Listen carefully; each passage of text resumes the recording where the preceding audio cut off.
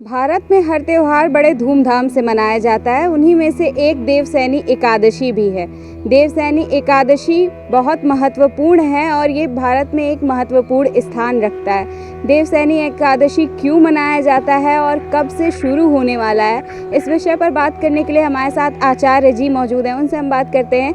आचार्य जी, देवसैनी कब से शुरू होने वाला है? सर्वप्रथम तो आपका सहृदय धन्यवाद।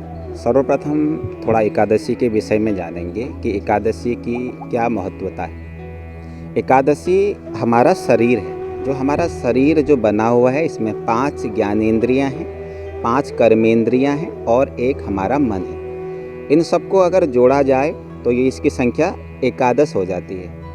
यानी एकादशी हमारा शरीर, तो पूर्ण शरीर की शुद्धता के लिए, पूर्ण शरीर की पवित्रता के लिए, भगवान गोविंद की कृपा प्राप्त करने के लिए वैष्णव लोग एकादशी का व्रत करते हैं। वैसे तो प्रत्येक एकादशी अपने आप में एक महत्व रखती है। एक वर्ष में अगर देखा जाए तो 24 एकादशियां होती हैं। जिस महीने में अधिक मास पड़ जाता है तो उस महीने 26 एकादशियां हो जाती हैं। हर महीने में 2 एकादशियां होती हैं, एक कृष्ण पक्ष की एकादशी और एक शुक्ल पक्ष की एकादशी। तो प्रत्येक एकादशी का अपना अपना महत्व है, लेकिन विशेष रूप से जो 2 एकादशियां विशेष रूप से जो मनाई जाती हैं, एक देवशयन एकादशी और एक देवोत्थान एकादशी। देवशयन एकादशी जो है यह आने वाले 10 जुलाई को है और देवोत्थान एकादशी वो आने वाले 4 नवंबर को है।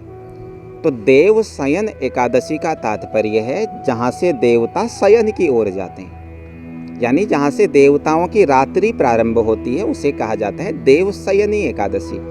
यहाँ से देवशयन की तरफ चले जाते हैं और फिर वहाँ आकर के देवोत्थान एकादशी में जाकर के देवता जागृत होते हैं। देवशयनी एकादशी देवताओं की रात्रि है और देवोत्थान एकादशी देवताओं का दिन है। इसलिए हमारा रात्रि का अर्थ है हमारे शरीर, हमारा काल चक्र, समय, यानी हमारे जीवन में किसी प्रकार का कोई कष्ट न आए, हमारा समय अनुकूलित तरीके से चले, हम जीवन में हमेशा उन्नति करें, हमारे जीवन में हमें यश की प्राप्ति हो, हमें किसी प्रकार के कोई रोग न घेरे। इसलिए वैष्णव जन यह देवशयन एकादशी का व्रत किया करते हैं, उसका पारायण किया करते हैं, उसका पूजन किया करते हैं, जो हमारे जीवन में बहुत महत्व रखती है।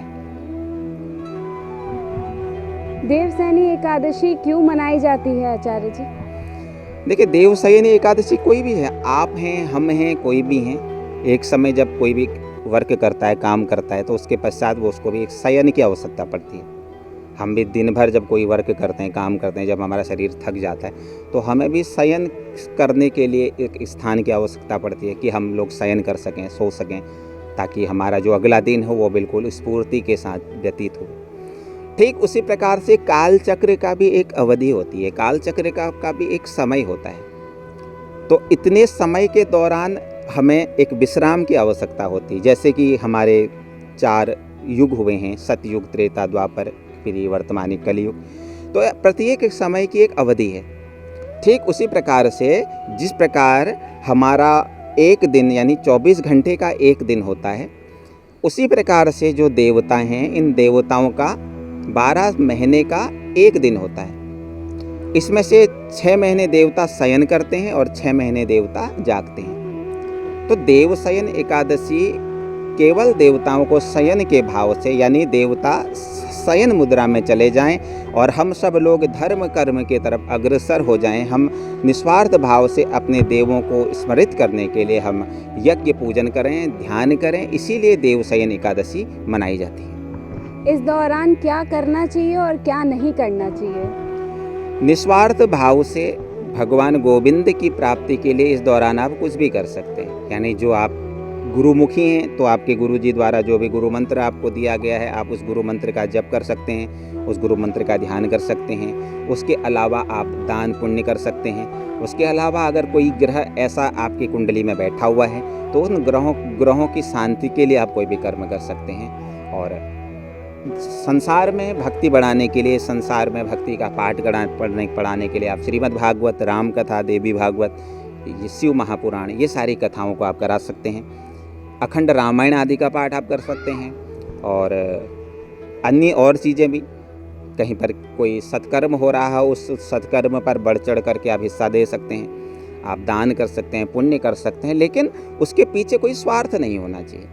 निस्वार्थ भाव से आप निस्वार्थ भाव से हम लोग जैसे अपने घर में भगवान का पूजन करते हैं, हमारे घर का मंदिर है, उस मंदिर में हम दिया जलाते ही हैं, तो निस्वार्थ भाव से कोई भी कर्म जो हो उस कर्म को हम इस दौरान कर सकते हैं।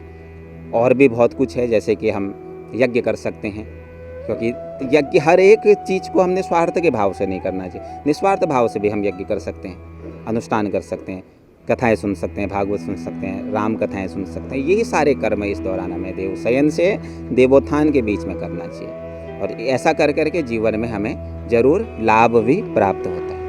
आचार्य जी, हमें संक्षेप में ये बताइए कि आपने अभी एक देवोत्थान की बात की, देवशयनी और देवोत्थान के बारे में बताइए हमें।